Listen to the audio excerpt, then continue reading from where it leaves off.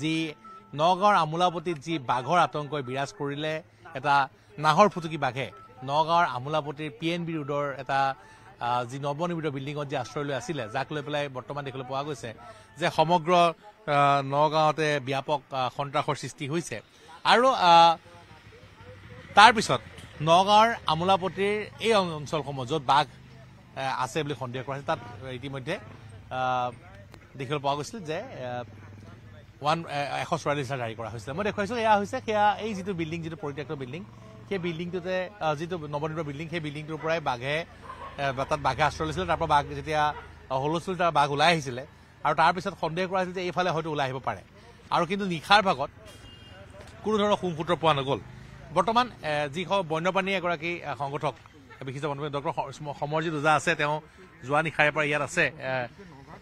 মানে কোনো প্ৰেচিডেন্স নাই ইয়াত আজিলৈকে কেতিয়াও আমি দেখা নাই এনেকুৱা শুনাও নাই আৰু আমাৰ দেউতাহঁতে এনেকুৱা কথা কেতিয়াও কোৱা শুনাই নাই যে ইয়াতে এটা বাঘ এটা থাকিব পাৰে এতিয়া আশা কৰিছোঁ যে মানে এনেকুৱা আৰু নহওক কিন্তু যিটো এইটো ক'ত পৰা আহিছে এইটো প্ৰশ্নটো সেইটো হৈছে কি আমি সঠিকভাৱে এতিয়া ক'ব নোৱাৰোঁ কথাটো কিন্তু যিবিলাক আমাৰ কিছুমান মানে এভিডেন্সৰ কিছুমান খবৰ পাই আছিলোঁ সেইটো হৈছে যে যোৱা 7-8 দিন ধৰি পেলাই পুৰণিগুদাম অঞ্চলত আপোনাৰ তাতে কিছুমান হাপা কিছুমান আপোনাৰ জহামাল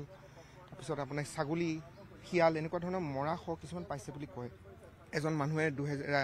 যোৱা বছৰ আপোনাৰ 29 তাৰিখে ৰাতি আপোনাৰ বাঘ এটা দেখিছোঁ বুলি চিঞৰ-বাখৰ কৰিছিল হৈ হাল্লা কিন্তু তাতে সেইখিনি আমি তেনেকৈ ভাবা নাই যে এনেকুৱা ধৰণৰ হ'ব পাৰে ঘটনা কিন্তু এতিয়া ভাবিছোঁ যে 18-20 কিলোমিটাৰ আঁতৰত সেইটো নদী কাষত কলং নদীৰ কাষতে সেইপিনেদি 31 ডিচেম্বৰ তাৰিখে যিটো পতাকা ফুটে ডিষ্টাৰ্বেঞ্চ এটা হয় সেইপিনৰ পৰা সেই ডিষ্টাৰ্বেঞ্চটো পাই পেলাই ওলাই গুচি আহি পেলাই কলঙে আহি পেলাই পুৱা ৰাতি যেতিয়া এইখিনি জেগাত পাইছেহি তেতিয়া ধৰক ইয়াতে এইখিনি জেগাত যেতিয়া এটা মানে পোহৰ হৈ গ'ল তেতিয়া সি এইপিনে আগুৱাই নগৈ পেলাই এইপিনে আহি পেলাই আণ্ডাৰ কনষ্ট্ৰাকশ্যন বিল্ডিংটোৰ এটা ৰুম এটা কোঠাৰ ভিতৰত দ্বিতীয় মহলাত সোমাই থাকি গ'ল তাত এতিয়া কি ব্যৱস্থা গ্ৰহণ কৰিছে বা বন বিভাগৰ ফালৰ পৰা যোৱাকালি ৰাতি গোটেই আপোনাৰ এটা স্নিফাৰ ডগ দি পেলাই চালে আমি তাতে চালোঁ আজি অকণমান আমি প্লেন আছে যে আমি অকণ পাৰিলে ড্ৰোন এখন দি চাম আৰু তাৰ বাহিৰে আপোনাৰ ইয়াতে যিবিলাক খালী কোঠাবিলাক আছে যিবিলাক বিল্ডিংবিলাক আছে যিবিলাক আপোনাৰ অকণমান জোপোহা জেগাবিলাক আছে সেইবিলাকত আমি চুইপ কৰিবৰ কাৰণে কৰি আছোঁ ৰাতিপুৱাৰ পৰা আমি খোজবিলাকো বিচাৰি আছোঁ এতিয়ালৈকে দেখা নাই আৰু ভাবিছোঁ যে এতিয়া ইয়াত আমি মানুহখিনিক এটা এপিল কৰিম যে ইয়াতে আপোনালোকে নাই বুলি নাভাবিব আমি ইয়াতে হয়তো থাকিব পাৰে ইয়াতে কোনোবা এটা জেগাত সোমাই থাকিব পাৰে সেইখিনি আমি চাই পেলাই কনফাৰ্ম নোহোৱালৈকে অকণমান নিজে অকণ মানে সাৱধান হোৱাটো উচিত হয় নিশ্চয় মই মানুহক সাৱধান থাকিবলৈ কৈছে আমাৰ লগত 7 নম্বৰ মহলাৰ মহলা আয়ুক্ত অলকমণি ভট্টাচাৰ্য ডাঙৰীয়া আছে অলক দা যি বাঘৰ যি সন্ত্ৰাস দেখিবলৈ পোৱা গ'ল যে নিশাৰ ভাগতো ৰাইজে কিন্তু যথেষ্ট ভয় খাইছে আপোনালোকে নিজেও হয়তো ভয় খাইছে কাৰণ আজিলৈকে বাঘৰ কোনো ধৰণৰ বহুত ভয় খাইছো ভয় নাখোৱাৰ কথাই নাই মোৰ নিচিনা মানুহ মই 6টা বজাত কালি ঘৰত গোটেই চব দৰ্জা মাৰি সোমাই গ'লো মই নহয় কালি চাওক মানে প্ৰশাসনৰ পিছত পুলিচ প্ৰশাসনে মোৰ লগত কণ্টেক্টত আছে আমাৰ বিভিন্ন আমাৰ যিমান ছচিয়েল মিডিয়া আমাৰ যিমান 7 নম্বৰ ৱাৰ্ডৰ গ্ৰুপ আছে চবতে দিয়া হৈছে যে গধূলিৰ ভিতৰত মানুহ চব ঘৰত সোমাই গৈছে দৰ্জা মাৰি পেলাইছে আপোনাৰ কুকুৰ নিজৰ পোহনীয়া জীৱ-জন্তু আছে চব ভিতৰত ঘৰৰ ভিতৰত সোমোৱাই দিছে তাৰপিছত ৰাতি আৰু এটা আকৌ মেছেজ দিয়া আছে ৰাতিপুৱা প্ৰাতঃ ভ্ৰমণত যাতে কোনো মানুহ ওলাই নাহে গতিকে এটা সন্ত্ৰাস মানে একে মানুহবোৰে কালি ৰাতি ইঘৰে সিঘৰক ফোনাফোনি চলি আছে কিবা গম পায়নে ৰাতি 2 বজাত কিন্তু মই বাহিৰত কথা বতৰা মাত শুনি মই ওলাই আহিছোঁ ওপৰৰ গিৰিডলৈ তেতিয়া ইয়াত বন বিভাগৰ আৰু পুলিচ প্ৰশাসনৰ মানুহ আহিছে মই তেখেতলোকক সুধিছোঁ লাহেকৈ যে কিবা পাইছে নেকি কৈছে আমি এই বালিত ভৰিৰ খোজ পাইছোঁ গতিকে এইফালে ইয়াতে ক'ৰবাত আছে এতিয়া আৰু কিমান সন্ত্ৰাস হ'ব আপুনি চিন্তা কৰক গতিকে এতিয়া কৈ আছে তেখেতে প্ৰকৃতিপ্ৰেমী তেখেতে যে নাই ইয়াৰ পৰা হয়তো ওলাই গৈছে চাগে হয়তো তেখেতে ওলাই গৈছে বুলি কোৱা নাই এইটো মানুহ এতিয়া আজিৰ গধূলি কি হ'ব এতিয়া মই নাজানো মানে কেনেকে মানুহ এতিয়া ইতিমধ্যে 3খনকৈ বিদ্যালয় বন্ধ নাই বন্ধটো মানে চৰকাৰী ঘোষণা নহয় কালি যেতিয়া ধৰক মোৰ ঘৰখন এখন প্ৰাইভেট সৰু ল'ৰা ছোৱালী এখন কিজি এখন আছে তাৰ প্ৰিন্সিপালে মোক যে মই কি কৰিম কালি নুসুধিব ৰাতিপুৱা কাৰণ সিহঁতৰ 7টা 7:30 বজাৰ পৰা খোলে ঠিক একদৰে শংকৰদেৱৰ শিশু দিনৰ প্ৰিন্সিপালে মোক ফোন কৰি যে কি কৰিম দাদা মই কৈছোঁ নুখুলিব কাৰণ সেইবোৰ 7টা 7:30 মানুহ আজি মই নিজে এই আপোনালোকৰ মানুহ অহাৰ পিছতে ঘৰৰ মেইন গেট খুলিছো গতিকে মানুহ বহুত মানুহ চাগে এতিয়াও গেটেই খোলা নাই মানে ভয়ত আছেতো মানুহ এইটো মানে লকডাউনৰ পিছত আকৌ লকডাউন হোৱাৰ নিচিনা হ'ল 7 নম্বৰ ৱাৰ্ডত কালিৰ পৰা তেনেকুৱা এটা হৈছে আজি গধূলিৰ পৰিৱেশটো কি হ'ব মই নাজানো গতিকে মই বিচাৰিছোঁ যে ওলাই গৈছে যদি ভাল কথা যদিহে যোৱা নাই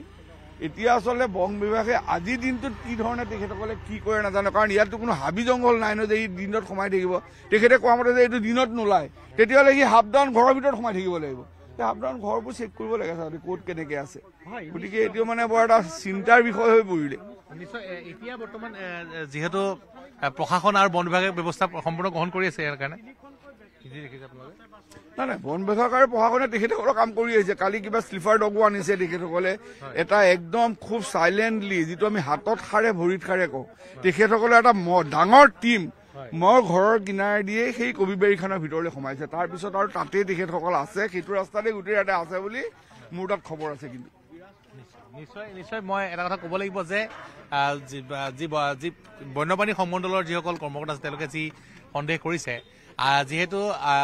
আজিৰ পৰা কেইদিনমান পূৰ্বে আজিৰ পৰা 4-5 দিন পূৰ্বে পুৰণি গুদাম তেলীয়া গাঁও ব্ৰহ্মচাৰী এই ঠাইবিলাকত শিয়াল কুকুৰৰ যি কুকুৰ মাৰি থৈ গৈছিলে আৰু সেই সময়ত এজন মানুহে বাঘ দেখিছিলে চিঞৰ বাখৰ কৰিছিলে আৰু সেই বাঘটোৱে হয়তো নগাঁৱলৈ আহিলে 31 ডিচেম্বৰ যেতিয়া খুব বেছিকে হুলস্থুল হ'ল হয়তো বাঘটোৱে ভয় খাই পেলাই এইফালে আহিলে আৰু আহি পেলাই হয়তো ইয়াত দেখিবলৈ পোৱা গৈছে যে নগাঁৱৰ আমোলাপতিৰ এই যিটো ঘৰ PNB ৰোডৰ এই ঘৰটোত আশ্ৰয় লৈছিলে আৰু তাৰপিছতে আশ্ৰয় লোৱাৰ পিছত যেতিয়া হুলস্থুল হ'ল তাৰ পৰা ওলাই আহিলে কিন্তু যদি সেই ঘৰটোতে পিঞ্জৰাবদ্ধ কৰিব পৰা হেঁতেন বা ট্ৰেংকুলাইজ কৰিব পৰা হ'লে ৰাইজৰ মাজত সন্ত্ৰাস নাথাকিলেহেঁতেন এতিয়া বাঘটো ক'ত আছে কোনো প্ৰমাণ নাইকিয়া বহু উৰা বাতৰি ওলাইছে মই পুনৰ কৈছোঁ যে বহু উৰা বাতৰি ওলাইছে কোনোবাই কৈছে চয়ালিলৈ গৈছে কোনোবাই কৈছে ভূপেন হাজৰিকা যিখন কলাতীৰ্থ বনাই থকা আছে সেইখনত আছে বুলি কৈছে কোনোবাই কৈছে কোনোবা পৰিত্যক্ত ঘৰত আছে তেনেকুৱা কোনো সঁচা কোনো কথা নাই এতিয়ালৈকে কোনো উপস্থিতি পোৱা হোৱা নাই বিচাৰি আছে বন বিভাগে আজি হয়তো ড্ৰোনৰ সহায়তে অভিযান চলাব কিছু সময়ৰ পিছত বিভিন্ন যিটো ডক্টৰ সমজিত যে ক'লে গতিকে যিমান কথা ওলাই আছে বহু উৰা বাতৰি ওলাইছে ৰাইজ আতংকিত হ'ব নালাগে কিন্তু সাৱধান হৈ থাকক কাৰণ যিহেতু বাঘটো এতিয়ালৈকে কোনো ধৰণৰ সংসূত্ৰ পোৱা নাই গতিকে এতিয়াও সাৱধান হৈ থকাৰ প্ৰয়োজন আছে এতিয়াও বাঘটো ইয়াৰ পৰা ওলাই গৈছে নে তাৰ কোনো স্পষ্ট প্ৰমাণ নাইকিয়া গতিকে সকলো সাৱধান হৈ থাকক সুৰক্ষিত হৈ থাকক কিন্তু আতংকিত হ'ব নালাগে বহু উৰা বাতৰি ওলাই আছে এতিয়াও আমোলাপতি বা নগাঁৱৰ বিভিন্ন অঞ্চলত যি বৰ্তমান দেখিবলৈ পোৱা গৈছে বন বিভাগৰ লোকসকলে অভিযান চলাই আছে বন বিভাগৰ কিছু সময়ত ড্ৰোন অনা হ'ব বিভিন্ন পৰিত্যক্ত যিসমূহ ঘৰ আছে সেই সময়ত গৈ পেলাই অভিযান চলোৱা হ'ব চোৱা হ'ব গতিকে ৰাইজে কিছু অপেক্ষা কৰিব লাগিব আৰু আজিৰ বিয়লি ভাগলৈ হয়তো কিছু খবৰ পোৱা যাব কাৰণ যিহেতু বন বিভাগৰ আৰু দল আহি আছে আমোলাপতিলৈ গতিকে তাৰ পিছত সকলো কথা পৰিষ্কাৰ হ'ব ধন্যবাদ